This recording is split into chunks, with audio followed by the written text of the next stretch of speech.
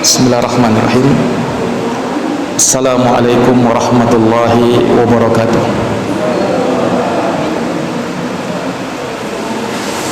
Alhamdulillah. Alhamdulillah nahmaduhu wa nasta'inuhu wa nastaghfiruh. Wa na'udzu billahi min syururi anfusina wa min sayyiati a'malina. May yahdihillahu fala mudilla lahu wa may yudlil fala hadiyalah. Asyhadu an la ilaha illallah wahdahu la syarika lah, lahul mulku wa lahul hamdu wa huwa ala kulli syai'in qadir. Wa asyhadu anna Muhammadan abduhu wa rasuluh wa habibuhu wa khaliluh. Salawatu rabbi wa salamuhu alaihi wa ala alihi wa sahbihi wa man tabi'ahum bi ihsanin ila yaumiddin wa sallama tasliman katsira, amma ba'd.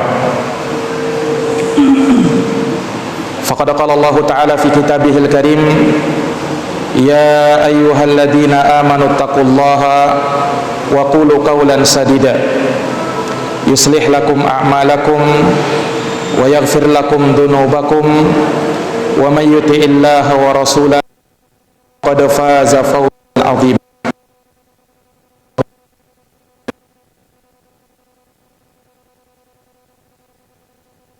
Bapak Ibu saudari jamaah Shalawat Kautsar yang semoga dirahmati dan dimuliakan oleh Allah Subhanahu wa taala.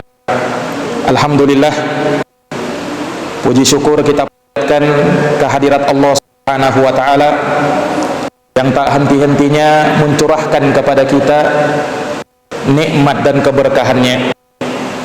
Kita bisa berkumpul di rumah Allah Subhanahu wa taala ini tentu saja berkat taufik, hidayah, dan inayah dari Allah Subhanahu wa taala, sehingga kita bisa menjalankan kita sebagai hamba Allah Subhanahu wa taala maghrib secara berjamaah.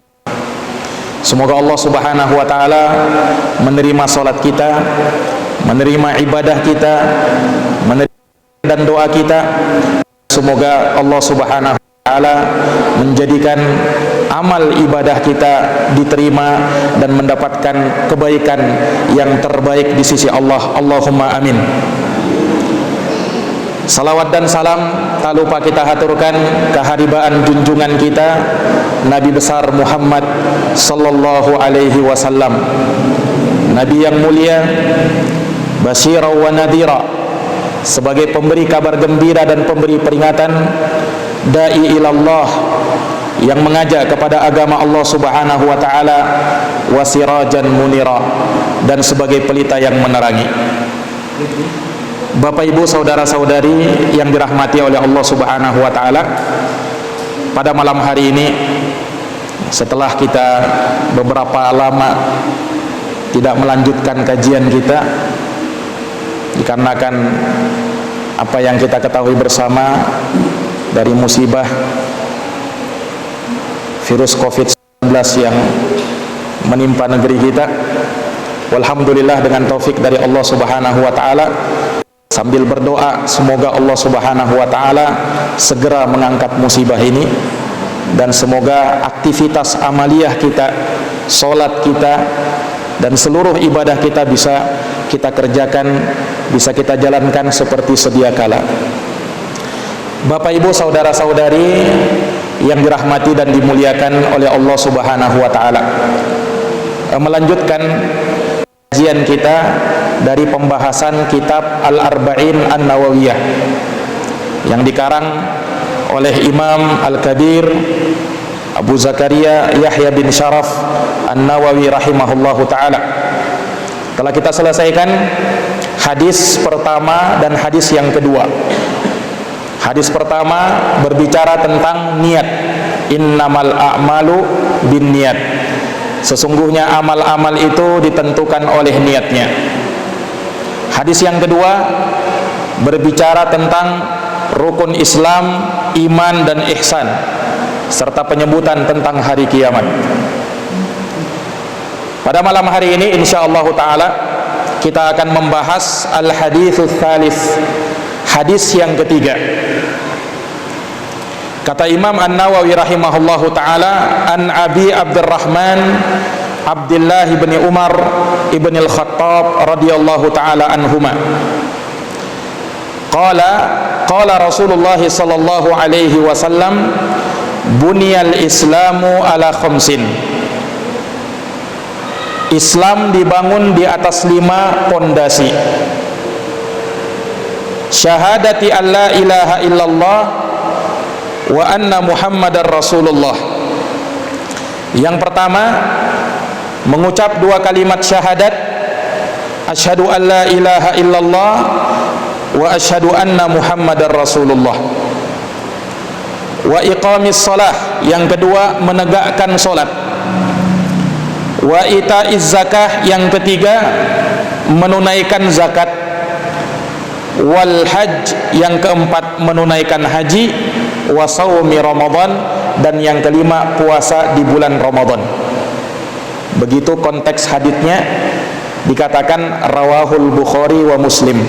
Hadis ini diriwayatkan oleh Imam Al-Bukhari, Muhammad bin Ismail bin Ibrahim Al-Bukhari, di dalam kitab sahihnya, dan juga Al-Imam Muslim, Muslim Ibnul Hajjaj Ibnu Muslim Al-Qushairi An-Naisaburi, juga di dalam kitab sahihnya.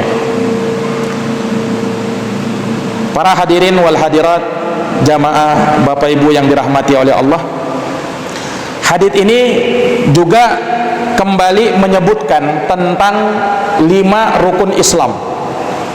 Setelah sebelumnya Imam Nawawi juga menyebutkan tentang perkara ini dalam hadis Umar bin Khattab, hadis nomor yang kedua. Hanya di sini konteksnya agak berbeda.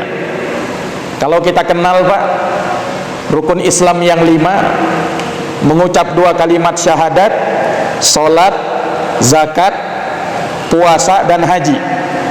Nah, kalau ini terbalik, mengucap 2 kalimat syahadat, salat, zakat, haji, baru puasa. Konteksnya tidak salah, persis seperti itu dalam riwayat Bukhari dan juga dalam riwayat Muslim.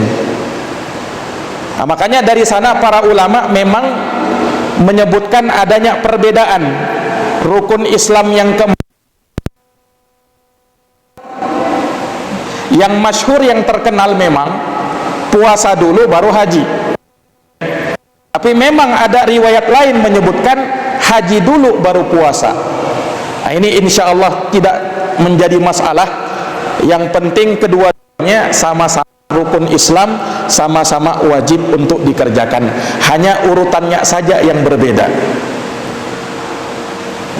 Para jamaah Bapak Ibu yang dirahmati oleh Allah, hadis ini diterima sahabat Abdullah ibnu Umar, kunyahnya Abu Abdurrahman. Orang Arab, Pak, apabila disebut namanya biasa dipanggil dengan nama sapaannya. Nah, itulah yang disebut dengan kunyah. Abdullah bin Umar, kunyahnya dia, sapaan nama panggilannya Abu Abdurrahman. Orang Arab biasa dikenal seperti itu. Sama dengan Nabi kita. Nabi kita Muhammad sallallahu alaihi wasallam, kunyahnya Abul Qasim. Makanya sering kita dengar terkadang sahabat memanggil ya Abul Qasim, wahai bapaknya si Qasim. Maksudnya adalah Rasulullah sallallahu alaihi wasallam. Memang orang Arab dikenal seperti itu, sapaan namanya. Di kalangan kita ada juga sebenarnya, tapi sudah diterjemahkan. Seperti misalnya seseorang bernama Abdullah, tapi anaknya si Rahmat. Nah, dikenal bapaknya si Rahmat. Nah, kalau diarabkan Abu Rahmat, ya kan? Atau misalnya perempuan, ya, dia punya anak namanya Zainab, dipanggil mamanya si Zainab. Nah, kalau diarabkan Ummu Zainab. Sebenarnya ada juga dalam penggunaan bahasa kita, ya kan? Nah, dalam bahasa Arab itu dikenal seperti itu. Dan berkunyah itu sunnah. Dalam suatu hadis Nabi bersabda, takannau wala taqtannau bikunyati. Berkunyahlah kalian, tapi jangan berkunyah dengan kunyahnya Nabi. Nabi kunyahnya Abul Qasim, jangan berkunyah dengan kunyahnya Nabi. Biasanya kunyah itu diambil dari nama anak kita yang paling sulung. Saya Abdullah, nama anak saya paling sulung Abdurrahman. Jadi saya Abu Abdurrahman. Ini para jamaah sekalian yang dirahmati oleh Allah Subhanahu wa taala. Nah, Abu Abdurrahman yang merupakan sapaan nama sahabat Abdullah bin Umar, ini adalah sahabat Nabi sallallahu alaihi wasallam yang mulia, putranya sahabat mulia yang bernama Sayyiduna Umar bin Khattab radhiyallahu taala anhu. Anak dan bapak sama-sama sahabat. Sahabat yang paling mulia lagi, Umar bin Khattab, sahabat termulia Nabi sallallahu alaihi wasallam setelah sahabat Abu Bakar As-Siddiq, melahirkan seorang anak yang mulia, penghafal Quran, penghafal hadis, bin Umar ibn al-Khattab radhiyallahu anhu. Beliau ini dikenal sebagai sahabat yang paling gigih, yang paling kuat berpegang teguh dengan sunnah Nabi, Pak. Makanya disebutkan Ibnu Umar ini tidaklah ada sunnah yang dikerjakan sama Nabi pasti beliau ikut mengerjakannya. Makanya banyak hafalan beliau, hadis-hadisnya Nabi dihafal sama Ibnu Umar, hingga beliau tergolong ke dalam al-mukthiruna fi riwayatil athar, 7 orang sahabat yang paling banyak meriwayatkan hadis. Disebutkan oleh Imam As-Suyuti dalam 2 bait syairnya, al-mukthiruna fi riwayatil athar Abu Hurairah yalih Ibnu Umar wal habru wa Anasun kal Khudri wa Jabirun wa zaujatun Nabi SAW. 7 orang sahabat yang paling banyak meriwayatkan hadis. Yang pertama adalah Abu Hurairah, yang kedua Abdullah bin Umar, yang ketiga Habrul Ummah Abdullah bin Abbas, yang keempat Anas bin Malik, yang kelima sahabat Jabir bin Abdullah radhiyallahu taala anhu, kemudian sahabat yaitu istri Rasulullah sallallahu alaihi wasallam Sayyidah Aisyah radhiyallahu taala anha.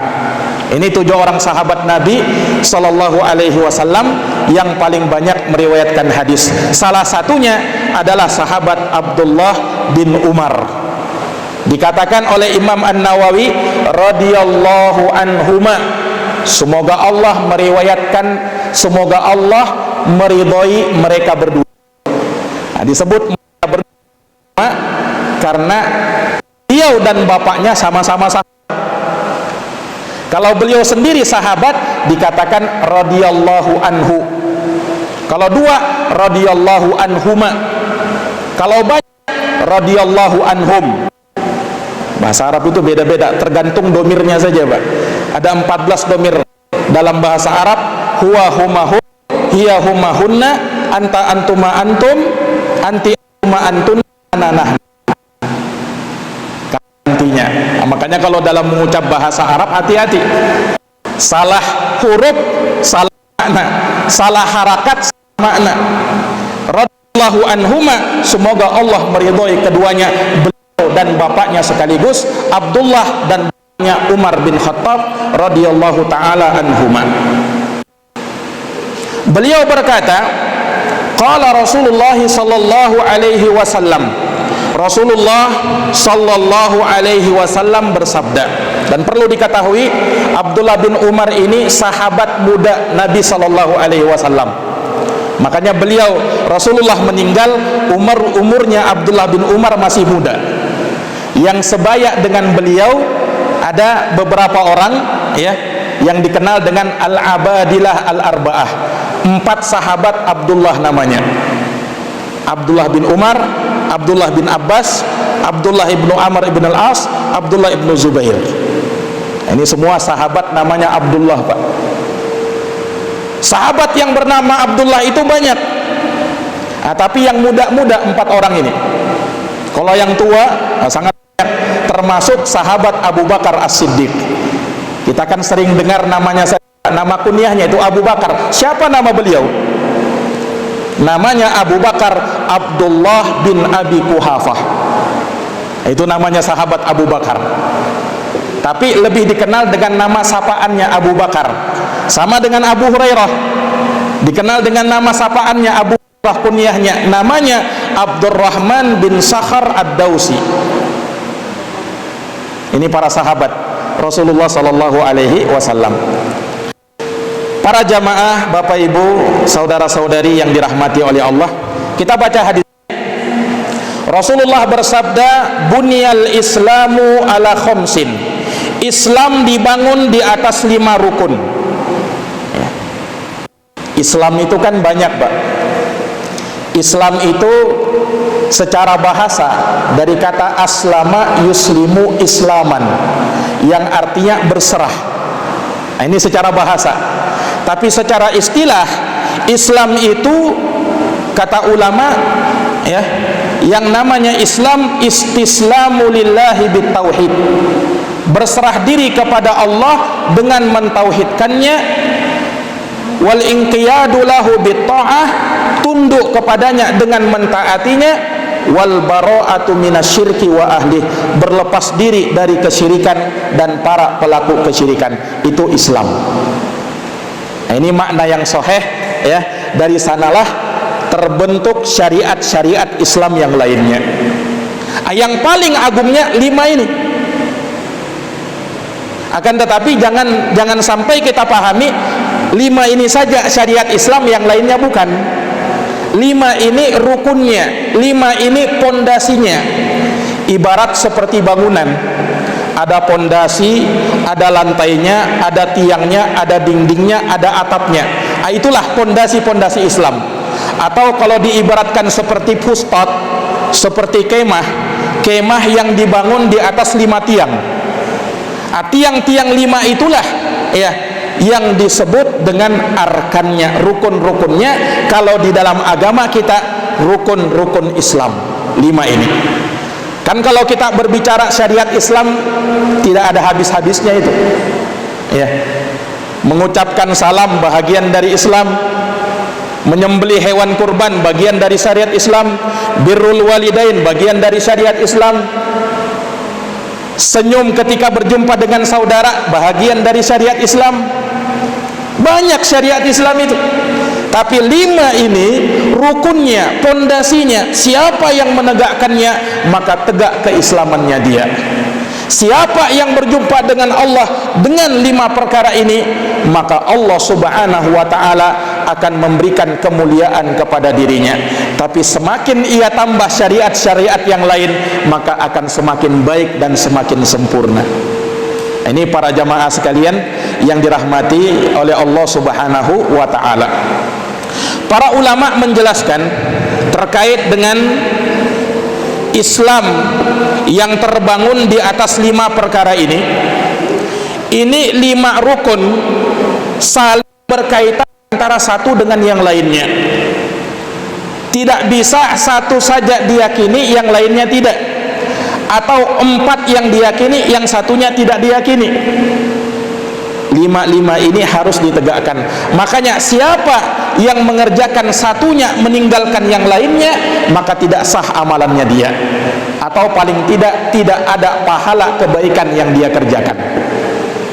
Apalagi pondasi Islam yang paling utama itu, yaitu mengucapkan 2 kalimat syahadat. Asyhadu an la ilaha illallah wa asyhadu anna Muhammadar Rasulullah. Para hadirin wal hadirat, Bapak Ibu, saudara-saudari jamaah salat maghrib yang dirahmati oleh Allah. Syahadat kalau diterjemahkan artinya persaksian. Dalam bahasa Arab yang namanya syahadat harus ada ikrar di dalam hati, ditetapkan, diyakini di dalam hati, diucapkan di lisan, dan diamalkan dengan anggota badan. Itu namanya syahadat. Kita bersyahadat la ilaha illallah, tidak ada Tuhan yang berhak disembah kecuali Allah. Sekali lagi, yang namanya syahadat kan keyakinan, ucapan dan perbuatan. Tidak harus yang namanya syahadat itu menyaksikan dengan mata kepala sendiri ya. Karena sebagian orang nanti mau beriman, kalau betul-betul melihat yang diimani tersebut dengan mata kepalanya sendiri. Kalau dia tidak lihat, maka dia tidak mau beriman. Ini keliru yang seperti ini. Nah, ini sama dengan akidahnya atau keyakinannya orang Yahudi. Orang Yahudi berkata kepada Nabi Musa, "Ya Musa, lan nu'mina laka hatta narallaha jahrah." Wahai Musa, kami tidak mau beriman kepada Allah sampai kami betul-betul melihat dengan mata kepala kami, yaitu Allah Subhanahu wa ta'ala. Mau melihat Allah baru mau beriman. Tidak mungkin.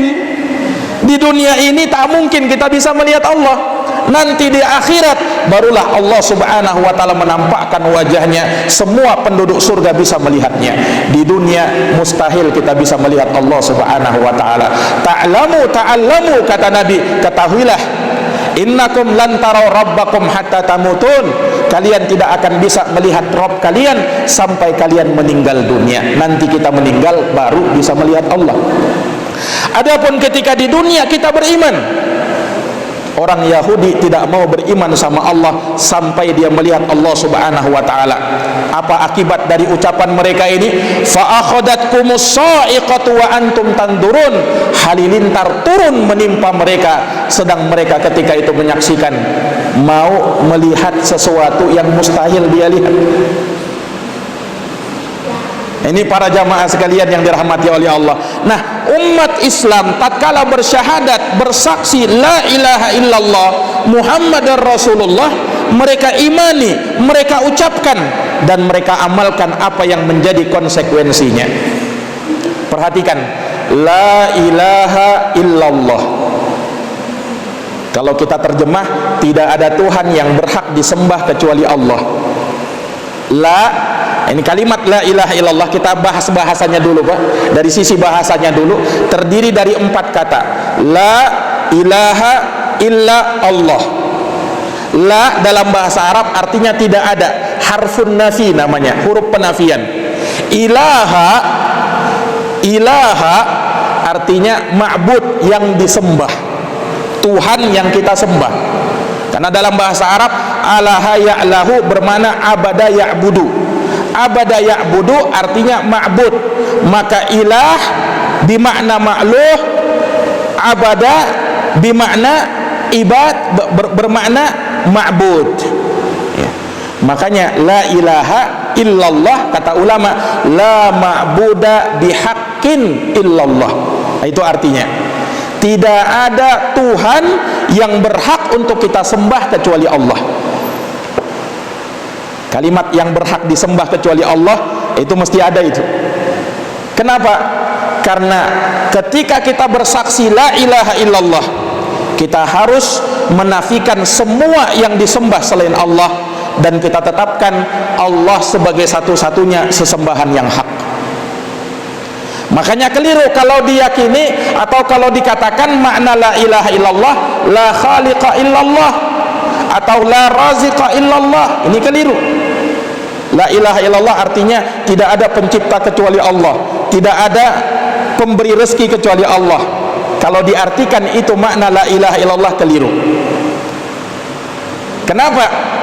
Karena pencipta, pemberi rezeki, pengatur segala urusan, betul itu Allah Subhanahu wa ta'ala. Tapi ilaha, kata ilaha itu maknanya lebih khusus dari sekedar itu, Tuhan yang disembah. Itu dari sisi bahasanya Pak. Dari sisi makna juga, kalau kita cuman mengartikan la ilaha illallah, tidak ada pencipta kecuali Allah, ini keyakinan yang juga diyakini oleh orang-orang musyrikin. Kenapa? Orang musyrikin juga mengatakan seperti itu Pak. Dalam Quran Allah berfirman, wala in sa'altahum man khalaqas samawati wal ard la yaquluna Allah. Jika kau tanya kepada mereka orang musyrikin, siapa pencipta langit dan bumi? Mantap jawaban mereka, Allah pencipta langit dan bumi. Loh, kenapa mereka tetap masih dikatakan oleh Nabi sebagai orang musyrik? Dari sisi mana kesyirikannya itu?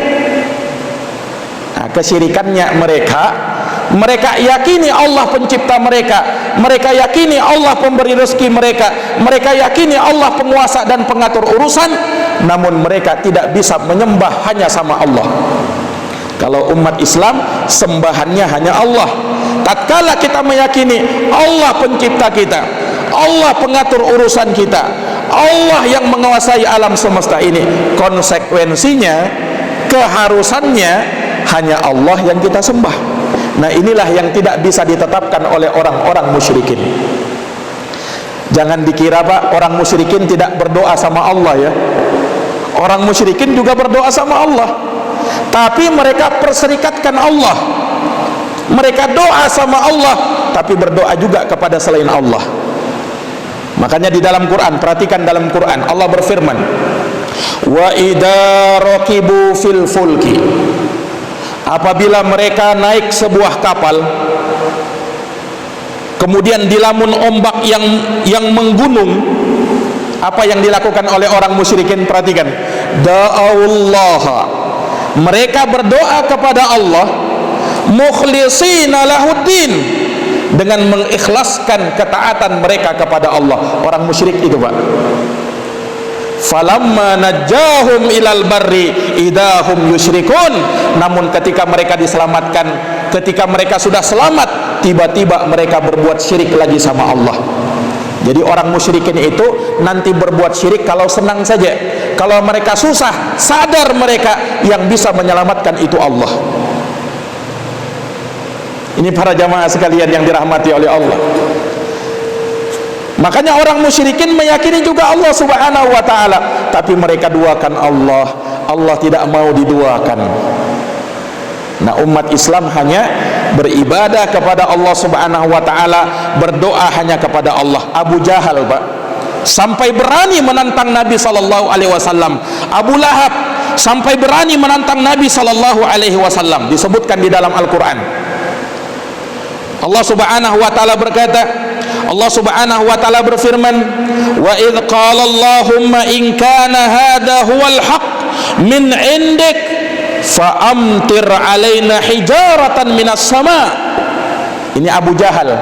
Abu Jahal berkata seperti ini, dihikayatkan dalam Al-Quran. Kata Abu Jahal, ya Allah, berdoa sama Allah, ya Allah, jika benar ini Quran benar dari sisimu dan kami ini salah, ya Allah, turunkan hujan batu dari atas langit. Tantangannya Abu Jahal. Berdoa sama Allah, ya Allah, kalau benar Quran ini benar, Muhammad ini nabi, tolong turunkan hujan batu kepada kami. Awi'tina bi'adabin alim, kata Abu Jahal, atau datangkan kepada kami azab yang pedih. Tantangan Abu Jahal kepada Nabi sallallahu alaihi wasallam menunjukkan apa? Mereka juga berdoa sama Allah. Mereka juga mengagungkan Allah. Akan tetapi mereka tidak mengagungkan Allah subhanahu wa ta'ala dengan sebenar-benarnya pengagungan. Seandainya mereka mengagungkan Allah, mereka hanya beribadah kepada Allah, tidak beribadah kepada Lata, Uzza, Manat, Hubal, dan sesembahan-sesembahan yang lain yang mereka miliki. Ini para jamaah sekalian yang dirahmati oleh Allah subhanahu wa ta'ala. Asyhadu an la ilaha illallah, aku bersaksi bahwa tidak ada Tuhan yang berhak untuk disembah kecuali Allah. Wa asyhadu anna Muhammadar Rasulullah, dan aku bersaksi bahwa Muhammad adalah utusan Allah. Dalam sebagian riwayat dikatakan wa asyhadu anna Muhammadan abduhu wa rasuluh, dan aku bersaksi bahwa Muhammad adalah hamba dan utusan Allah. Ini lafaz syahadat yang lebih lengkap, karena Nabi SAW itu hamba Allah dan utusan Allah. Kata ulama, ini membantah dua orang yang gulu kepada Nabi dan orang yang ekstrim menyepelekan Nabi SAW. Yang gulu kepada Nabi apa? Ya, mereka sampai menyamakan derajat Nabi sama dengan Allah. Ini keliru yang seperti ini, tidak boleh. Nabi berkata, la taturuni kama atratin nasara Isa bin Maryam. Jangan kalian samakan aku dengan Allah, kata Nabi. Jangan kalian berlebih-lebihan dalam menyanjungku seperti orang-orang Nasara berlebih-lebihan dalam menyanjung Isa putra Maryam. Innama ana abdun, saya ini cuman hamba Allah. Faqulu abdullahi wa rasuluh, katakanlah saya adalah hamba dan utusan Allah. Maka Nabi SAW hamba Allah, berarti beribadah juga sama Allah, kan? Beliau tidak berhak untuk diibadahi dan tidak boleh untuk diibadahi. Makanya tidak boleh sujud kepada Nabi, tidak boleh sujud di hadapan kuburan Nabi, tidak boleh. Kenapa? Sujud itu hanya kepada Allah Subhanahu wa ta'ala. Kemudian kalimat wa rasuluh, Nabi itu hamba dan utusan Allah, ini membantah orang-orang yang menyepelekan kedudukan Nabi, yang sampai berani berkata, oh syariat Muhammad itu sudah expire katanya, sudah 1500 abad yang lalu, tidak cocok di zaman era modern sekarang ini. Subhanallah. Padahal syariat Islam itu cocok di setiap zaman dan waktu. Ia berkata tidak cocok di zaman sekarang ini. Bahkan mereka berkata, hum rijal wa nahnu rijal. Mereka kan laki-laki, kita juga laki-laki. Mereka punya otak, kita juga punya otak. Kita bisa berpikir, kita bisa berijtihad, kita perbaharui agama ini. Na'udzubillahi min dzalik, dari kalangan orang-orang liberal. Ini para jamaah sekalian yang dirahmati oleh Allah. Makanya kita persaksikan Nabi Muhammad hamba Allah. Beliau juga hamba Allah. Beliau juga makan, beliau juga minum, beliau juga tidur, beliau juga berkawin, beliau juga beristri, sama seperti manusia. Tapi ingat, beliau bukan hamba sembarangan, tidak sama dengan kita. Beliau hamba Allah, bersamaan dengan itu beliau juga adalah utusannya Allah Subhanahu wa ta'ala, Rasul yang mulia. Nah, dari sinilah sikap pertengahan itu ada, Pak. Tidak boleh ekstrim kanan, tidak boleh ekstrim kiri, tidak boleh gulu berlebih-lebihan, tidak juga menyepelekan. Pertengahan. Kata ulama, khairul umur awsatuha, sebaik-baik urusan, sebaik-baik perkara yang pertengahan. Nah, makanya Islam itu kan pertengahan.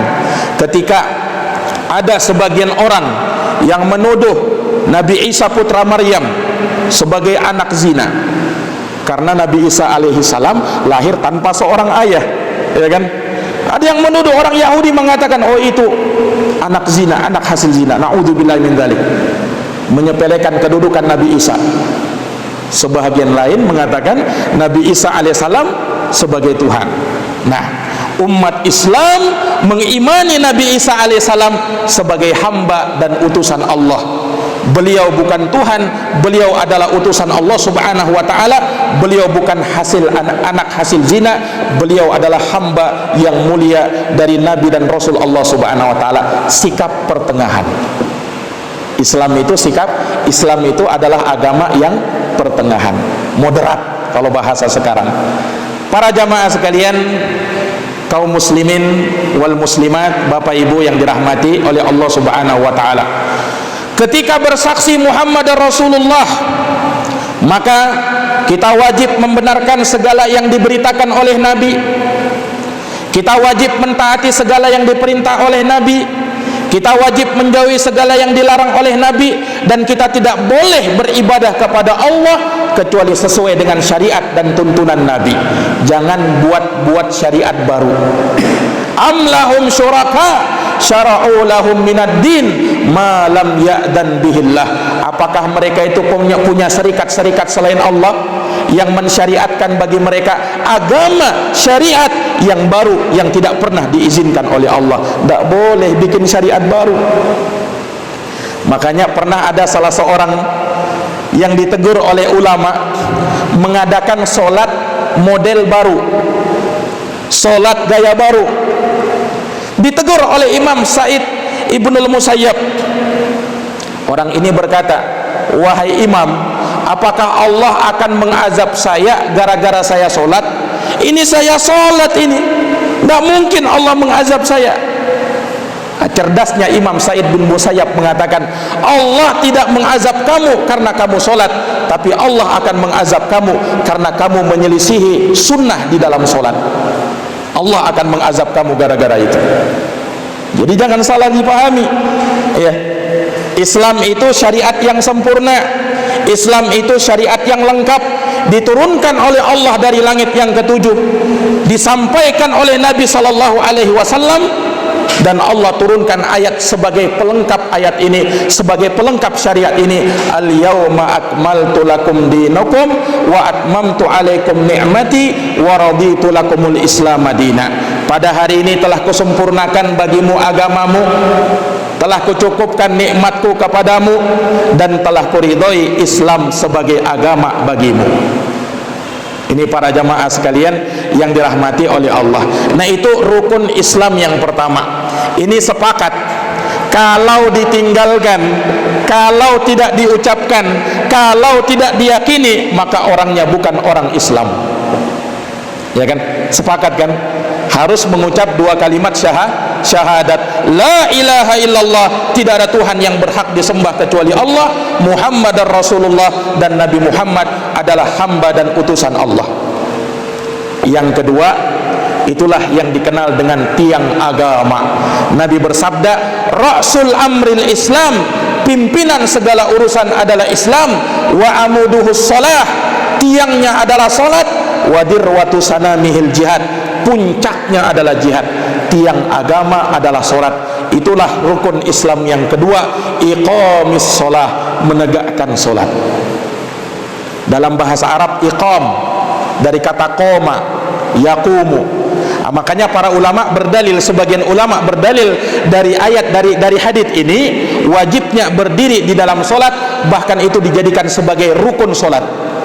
Rukun salat berdiri, kecuali kalau tidak mampu. Orang yang sakit boleh salat dalam keadaan duduk, boleh salat dalam keadaan berbaring. Kata Nabi SAW, sholli qa'iman, salatlah kamu berdiri, fa illam tastati fa qa'idan, kalau kau tak mampu duduk, fa illam tastati fa ala janbin, kalau kau tak mampu maka salat dengan berbaring di rusuk sebelah kanan. Wa fi riwayatin, dalam sebagian riwayat, fa illam tastati fa mustalqiyan, kalau tak mampu salat berbaring di rusuk sebelah kanan, maka salat dengan berbaring terrentang dan menghadapkan kaki ke arah kiblat. Ini sabda Nabi SAW. Para jamaah sekalian, salat itu apa? Salat secara bahasa artinya doa. Dalam Quran dikatakan, wa sholli alaihim inna salataka sakanul lahum, salatlah atas mereka, maksudnya doakan mereka, karena doamu kepada mereka akan menenangkan mereka. Salat secara bahasa bermakna doa. Tapi ingat, dalam syariat ada istilah syariat. Makanya agama itu Pak, jangan dipahami secara bahasa saja. Kalau agama dipahami secara bahasa saja, bisa rusak ini agama. Ada orang ditanya, sudah sholat belum? Sudah. Ternyata belum sholat. Maksudnya dia sholat berdoa, saya sudah berdoa. Kan berdoa itu sholat juga. Iya, secara bahasa. Tapi secara istilah syar'i, yang namanya sholat adalah at-ta'abbudu lillahi ta'ala, beribadah kepada Allah Ta'ala, biaqwalin, dengan berucap, ada zikir-zikirnya, ada doanya, biaqwalin wa af'alin, dengan berbuat, ada perbuatannya, ada berdiri, ada ruku, ada duduk, ada sujud. Muftatahatan bit takbir, dibuka dengan takbiratul ihram, wa mukhtatamatan bit taslim, ditutup dengan salam ma'an niyah, disertai dengan niat. Nah, itu namanya salat. Para jamaah sekalian yang dirahmati oleh Allah Subhanahu wa taala, kalau kita berbicara tentang keutamaan salat, maka dalil-dalilnya sungguh sangat banyak. Dan tentu saja kita semua pernah dan sering mendengarkan keutamaan-keutamaannya.